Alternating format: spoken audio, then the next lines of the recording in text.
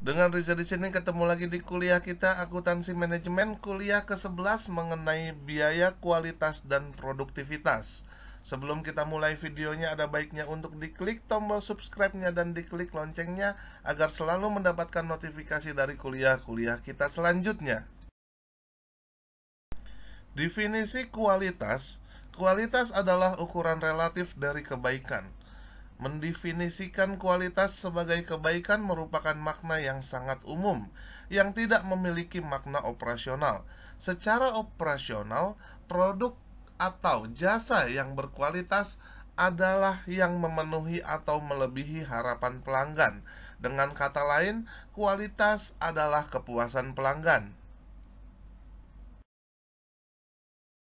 Dimensi kualitas produk atau jasa yang berkualitas adalah suatu yang memenuhi atau melebihi harapan pelanggan dalam 8 dimensi, yaitu performance, estetik, service ability, features, reliability, durability, quality of conformance, dan fitness for use.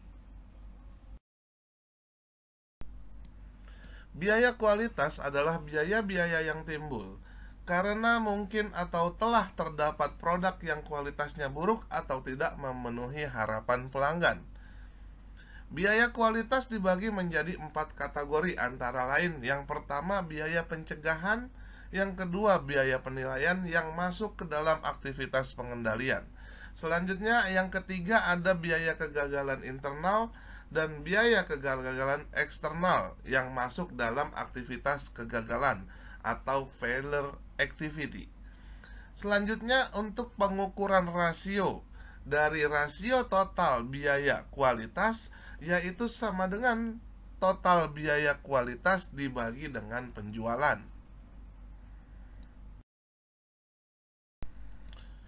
Selanjutnya masuk ke dalam biaya pencegahan. Biaya pencegahan adalah biaya-biaya yang dikeluarkan untuk mencegah terjadinya kerusakan selama proses produksi dan mendesain produk atau jasa. Biaya-biaya yang termasuk dalam biaya pencegahan antara lain biaya perencanaan produk, biaya tinjauan produk baru, biaya pelatihan, biaya pengendalian proses, perolehan data kualitas dan analisa, laporan kualitas, proyek-proyek peningkatan. Rumus dari rasio biaya pencegahan adalah biaya pencegahan dibagi dengan penjualan. Selanjutnya ada biaya penilaian. Adalah biaya-biaya yang terjadi dalam rangka memberikan jaminan kepastian bahwa produk yang dihasilkan sudah sesuai dengan spesifikasinya. Biaya yang termasuk ke dalam biaya penilaian adalah antara lain pemeriksaan bahan baku yang akan datang atau pemeriksaan dan pengujian, mempertahankan ketelitian dan pengujian barang, bahan-bahan dan jasa yang terpakai, serta evaluasi persediaan. Rumus dari rasio biaya penilaian adalah sebagai berikut. Biaya penilaian dibagi dengan penjualan. Biaya kegagalan internal. Biaya kegagalan internal adalah biaya-biaya yang timbul karena adanya kegagalan dalam proses internal sebelum dikirim produk ke konsumen. Biaya tersebut antara lain adalah sisa bahan, pengerjaan ulang, dan pengujian ulang. Rumus dari biaya kegagalan internal adalah sebagai berikut. Rasio biaya kegagalan internal sama dengan biaya kegagalan internal dibagi dengan penjualan. Biaya kegagalan eksternal. Biaya kualitas adalah biaya-biaya yang timbul karena produk yang dikirim gagal dalam memenuhi permintaan konsumen mengenai standar kualitas. Biaya-biaya kegagalan eksternal antara lain biaya penanganan atau keluhan, biaya return penjualan, biaya garansi, dan biaya penarikan. Rumus dari biaya kegagalan eksternal sama dengan biaya kegagalan internal dibagi dengan penjualan. Mengukur biaya kualitas. Biaya kualitas biasa juga diklasifikasikan sebagai biaya yang dapat diamati dan tersembunyi. Biaya kualitas yang dapat diamati atau observable quality cost adalah biaya-biaya yang tersedia atau dapat diperoleh dari catatan akuntansi perusahaan. Sementara biaya kualitas yang tersembunyi atau hidden cost adalah biaya kesempatan atau opportunities yang tersedia karena kualitas yang buruk, atau biaya oportunitas biasanya tidak disediakan dalam catatan akuntansi.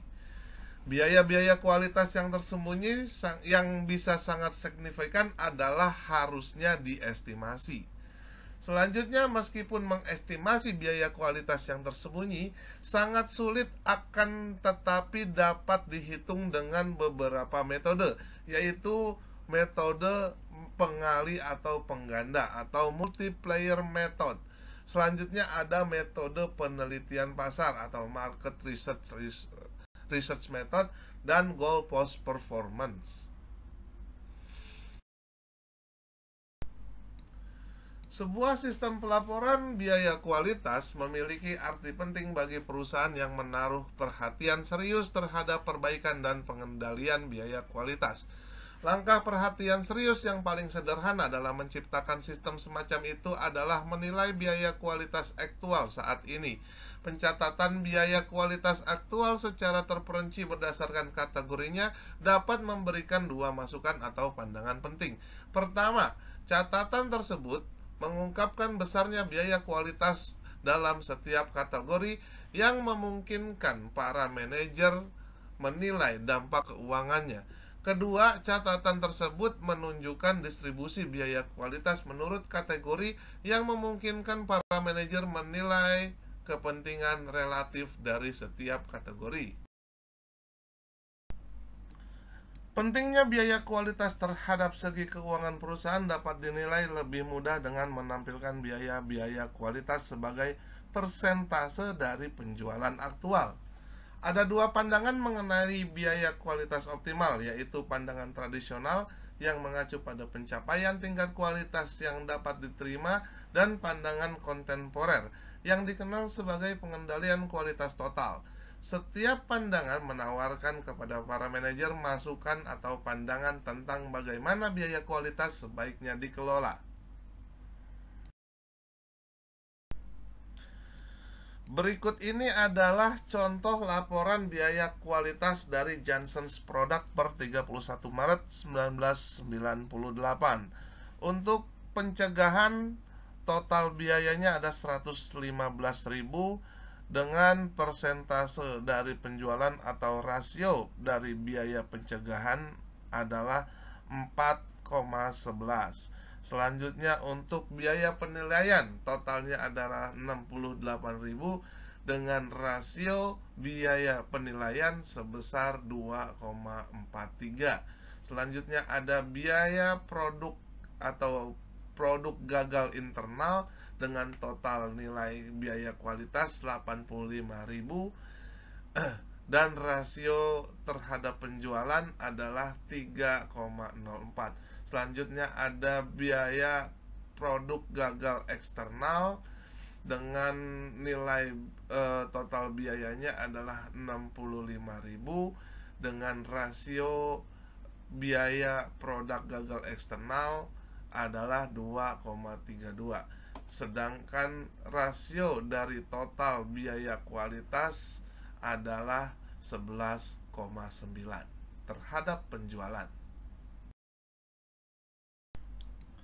Pandangan kualitas yang dapat diterima. Pandangan kualitas yang dapat diterima mengasumsikan terdapat perbandingan terbalik antara biaya pengendalian dan biaya kegagalan. Ketika biaya pengendalian meningkat, biaya kegagalan seharusnya menurun. Selama penurunan biaya kegagalan lebih besar daripada kenaikan biaya pengendalian, perusahaan harus terus meningkatkan usahanya untuk mencegah atau mendeteksi unit-unit yang tidak sesuai. Pada akhirnya, akan dicapai suatu titik di mana kenaikan tambahan biaya dalam upaya tersebut menimbulkan biaya yang lebih besar daripada penurunan biaya kegagalan.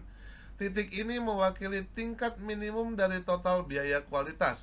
Hal ini merupakan perbandingan optimal antara biaya pengendalian dan biaya kegagalan. serta mendefinisikan apa yang dikenal sebagai tingkat kualitas yang dapat diterima atau Acceptable Quality Level atau AQL.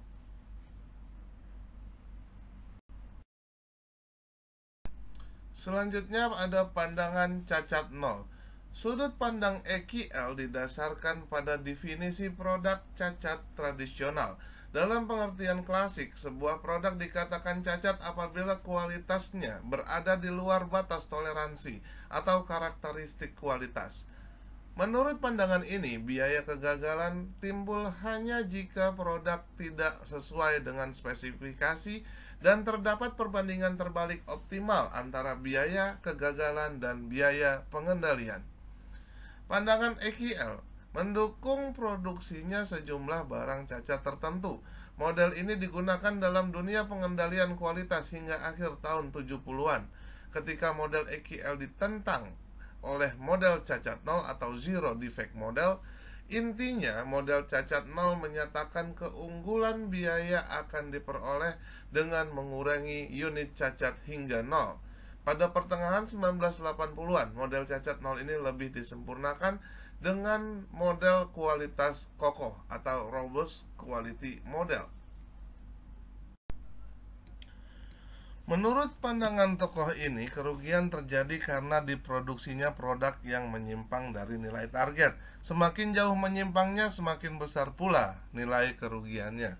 Selain itu, kerugian juga tetap terjadi meskipun dari spesifikasi ideal adalah merugikan, dan batas toleransi spesifikasi tidak menawarkan manfaat apapun, bahkan dapat menipu.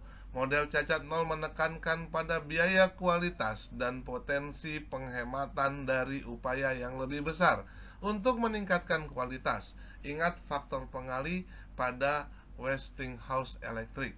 Selanjutnya, model kualitas kokoh mempererat definisi dari unit cacat, menyempurnakan pandangan kita terhadap biaya kualitas, dan mengintensifkan upaya perbaikan kualitas. Penggunaan informasi biaya kualitas untuk keputusan-keputusan implementasi program kualitas dan untuk mengevaluasi efektivitas program tersebut setelah diimplementasikan hanya merupakan salah satu potensi penggunaan dari sistem biaya kualitas. Penggunaan-penggunaan penting lainnya juga dapat diidentifikasi. Skenario berikut mengilustrasikan penggunaan informasi biaya kualitas dalam keputusan penetapan harga strategis dan analisis profitabilitas atas desain produk baru. Produktivitas, pengukuran, dan pengendalian. Produktivitas berkaitan dengan memproduksi output secara efisien dan secara spesifik, mengacu pada hubungan antara output dan input yang digunakan untuk memproduksi output.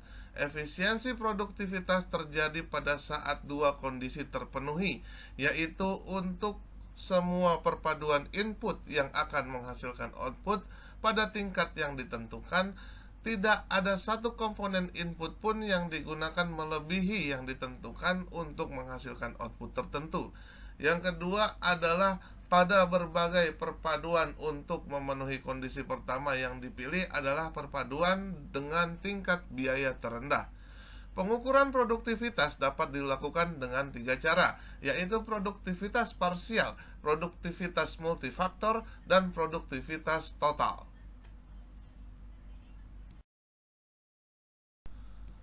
Pengukuran produktivitas parsial. Pengukuran produktivitas adalah penilaian kuantitatif atas perubahan produktivitas. Tujuan pengukuran ini adalah menilai apakah efisiensi produktif telah meningkat atau menurun. Pengukuran produktivitas untuk satu input pada satu waktu disebut dengan pengukuran produktivitas parsial. Definisi dari pengukuran produktivitas parsial merupakan produktivitas dari satu input tunggal, biasanya diukur dengan menghitung rasio output terhadap input. Rasio produktivitas sama dengan output dibagi dengan input. Karena hanya produktivitas dari satu input yang sedang diukur, ukuran itu disebut dengan pengukuran produktivitas parsial. Jika output dan input diukur dalam kuantitas fisik, maka kita akan memperoleh ukuran produktivitas operasional. Contoh dari produktivitas parsial. PT Flexship mempunyai data akuntansi tentang output yang dihasilkan dan input yang dikorbankan sebagai berikut. Di sebelah kiri adalah output dari total nilai produksi adalah 2400, sedangkan input total inputnya adalah 1700. Secara parsial untuk rasio-rasio produktivitas untuk tenaga kerja adalah 2400 dibagi dengan input tenaga kerja sebesar 300, maka rasio dari produktivitas tenaga kerja adalah 8. Sementara untuk produktivitas material rasionya adalah 6. Produktivitas modal, rasio produktivitas modalnya adalah 4,8. Sedangkan rasio untuk produktivitas energi adalah 8 dan rasio produktivitas input lainnya adalah 12. Keunggulan dari ukuran produktivitas parsial. Penggunaan ukuran parsial memiliki keunggulan yaitu mudah diinterpretasikan oleh semua pihak di dalam perusahaan, sehingga ukuran tersebut mudah digunakan untuk menilai kinerja produktivitas dari karyawan operasional. Sedangkan kelemahan dari ukuran parsial adalah ukuran parsial yang digunakan secara terpisah dapat menyesatkan. Pertama, kemungkinan terjadinya trade-off menyebabkan perlu adanya ukuran produktivitas total untuk menilai kelebihan berbagai keputusan produktivitas. Kedua, karena ada kemungkinan trade-off, ukuran produktivitas total harus mempertimbangkan konsekuensi keuangan agregat sehingga harus di dalam bentuk sebuah ukuran keuangan. Produktivitas multifaktor menunjukkan produktivitas output bersih terhadap banyaknya input modal dan tenaga kerja yang digunakan. Output bersih atau net output adalah output total dikurangi dengan output dalam proses produksi. Jenis input yang digunakan dalam pengukuran ini hanya faktor tenaga kerja dan modal saja.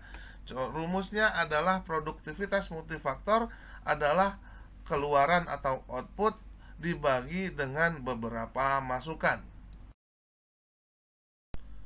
Contohnya berdasarkan PT Flexship di atas, maka perhitungan multifaktor adalah sebagai berikut.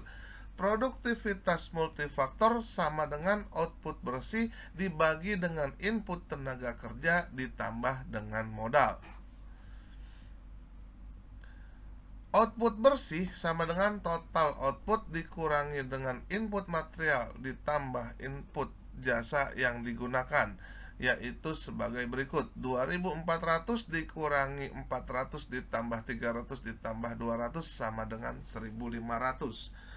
Sedangkan produksi multifaktor atau produktivitas multifaktornya adalah 1500 dibagi dengan 500 itu modal dan 300 itu tenaga kerja, maka hasilnya adalah 1875 untuk produktivitas multifaktor.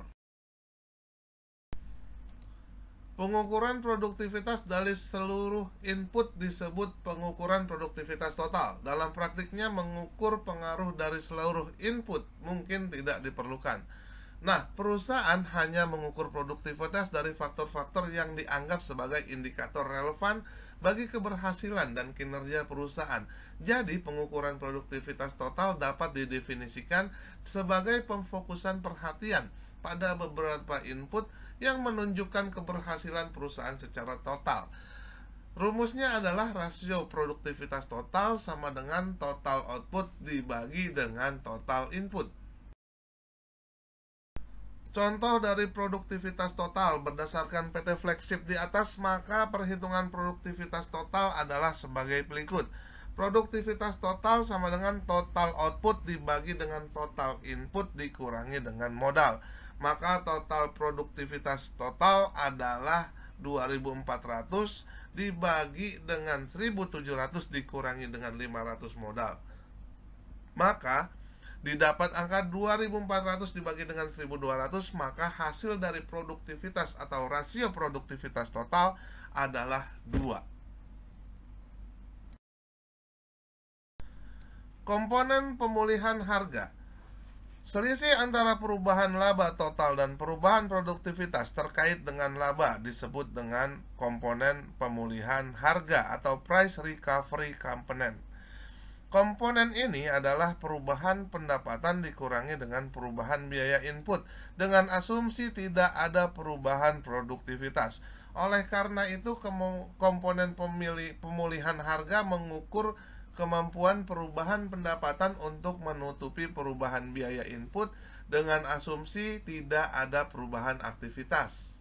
Kualitas dan produktivitas. Peningkatan kualitas dapat meningkatkan produktivitas dan juga sebaliknya. Penurunan jumlah unit catat memperbaiki kualitas, sedangkan pengurangan jumlah input yang digunakan meningkatkan produktivitas.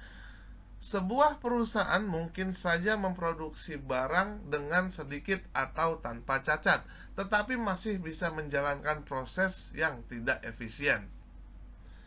Insentif atau pembagian keuntungan.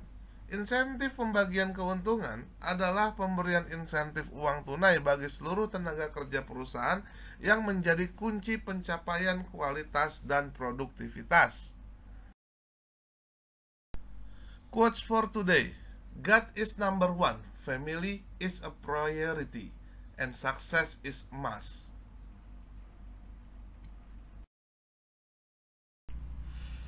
Sekian kuliah kita pada hari ini, semoga bermanfaat buat kita semua. Keep your spirit to learn more. Please like, share, and comment, dan jangan lupa untuk diklik tombol subscribe-nya dan diklik loncengnya agar mendapatkan notifikasi dari kuliah-kuliah kita selanjutnya. Thank you.